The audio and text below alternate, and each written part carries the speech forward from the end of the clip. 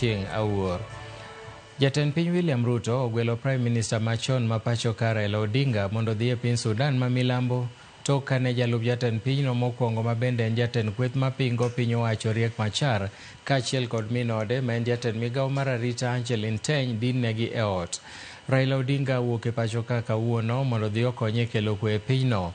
Ka okalo e yor tudruok mar mbui, jatend piny William Ruto ondiko kowacho ni owuoyo kod jatend piny South Sudan Salva Kiir kokalo e yor mbui, kokalo e yor simu e wi tim madino ne Riek Machar e ot e pinyno, kolero ni tok sumo paro mar jatend piny ma Uganda Yoweri Museveni kod Prime Minister ma Ethiopia Abiy Ahmed ooro kweth moro South Sudan mondo dhi onon tie wachno kendo kel duoko.